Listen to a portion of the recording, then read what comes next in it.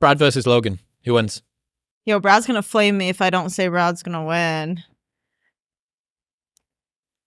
In a street fight? No, in the ring. In the boxing. Okay, see, you made it harder.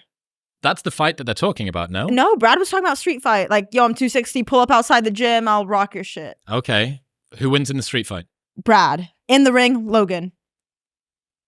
Managed to pull that fence out of your ass somehow. Thank you. Yeah. Don't kick me off raw gear, Bradley. I'm kidding. But Brad is like obscenely strong too. He's quick. He's stronger than Chris Bumstead, right?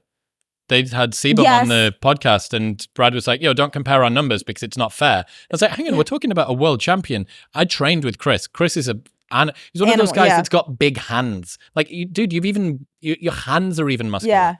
Yeah. So yeah, he is strong, but I don't know. I mean, Brad better get on that cardio game if he wants to try and do 5 or 8 rounds. He's strong and he's also like weirdly athletic. Like he can do like weirdly high box jumps or like I don't know. Do you think he'd do it? Do you think he would actually go for a boxing fight? Yeah, with Logan? With Logan, probably. Because now Logan has called him out. Brad would look like a wimp if he didn't.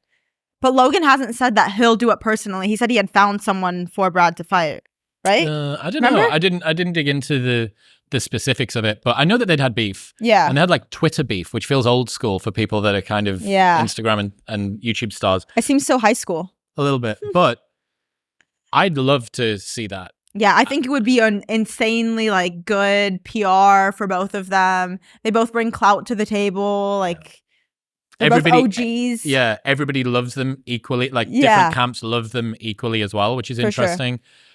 Sure. You went to the Jake Paul fight the other week. What do you make of this world of where Bryce just won a bare knuckle fight? That was crazy. Was the first situation I've ever seen Bryce get into.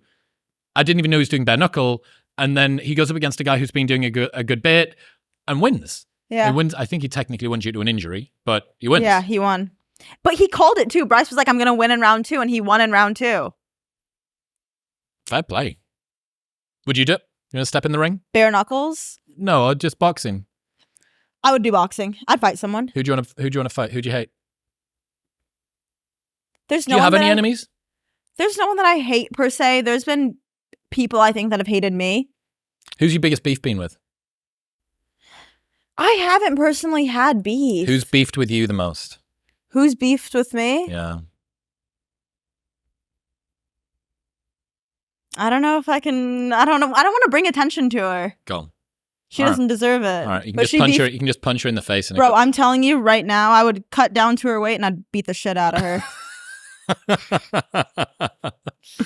No, I'm kidding. But I think that I think it'd be dope to do like an influencer boxing type thing. Like people who haven't fought before getting in the ring, same weight class, you know, both had 3 months, 6 months training leading up to the fight and then fighting each other. Yeah. That'd be dope. Doesn't have to be bare knuckles, like a little boxing. And it's so funny how the world of combat sports now has really been reshaped by it. Right?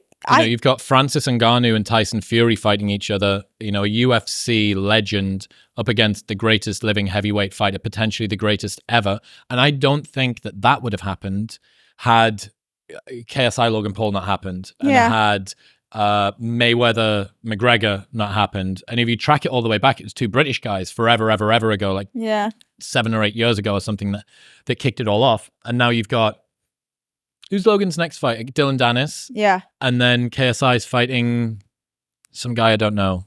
He's like big time, but I don't know him. Okay. Point being, before it was, we can't believe that these influencers are coming in and ruining the sweet science of boxing. Yeah. And now downstream, the purest boxing people are following the model. Fighting the influencers. Precisely correct. Right. So funny. Because I think that at the end, it's a win-win for everyone.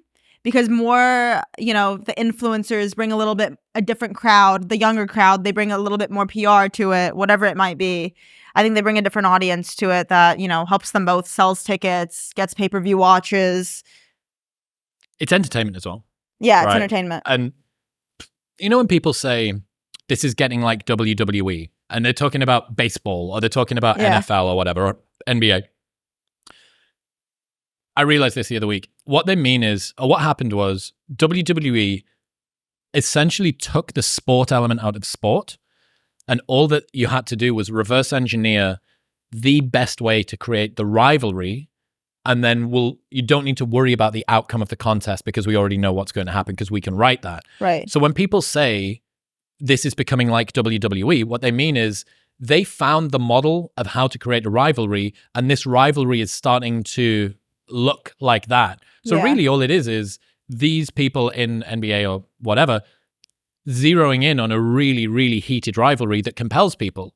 I don't think it's fair necessarily to say this is becoming like WWE. Yeah. They split tested for, decades and decades. The best, we're going to have the heel. We're going to have like the redneck guy. We're going to have the clean cut heartthrob. We're going to have the renegade artist. We're going to have the Mexican dude that's got the hat, the face mask on. Yes. Yeah. This episode is brought to you by Levels. One of the single biggest predictors of how long you live and how good you'll feel while living is your metabolic health. The single best way to work out how your daily decisions are impacting your longevity and your vitality is by tracking your glucose. This is why I wear a continuous glucose monitor from Levels. It allows me to understand in real time how the foods that I'm eating are impacting my health and the way that I feel. The Levels app interprets your glucose data and gives you a score after each meal so that you can see how different meals are impacting you, and it will give you personalized diet recommendations that are right for your body. Glucose is a huge determinant of not only your vitality and your longevity, but of the way that you feel day to day. Using Levels means that you take the guesswork out of this. It can help you to nudge your diet towards something which is going to be better for you right now and in the long term as well. After using Levels, I realized that if I have a large carb meal and I do not go for a walk afterwards, my blood glucose goes through the roof and I don't feel so good. Head to levels.link/modernwisdom to take advantage of an exclusive offer, plus get that 90-day money-back guarantee. That's levels.link/modernwisdom. Thank you very much for tuning in. If you enjoyed that clip with Sarah, then press here for the full-length episode. Go on, press it.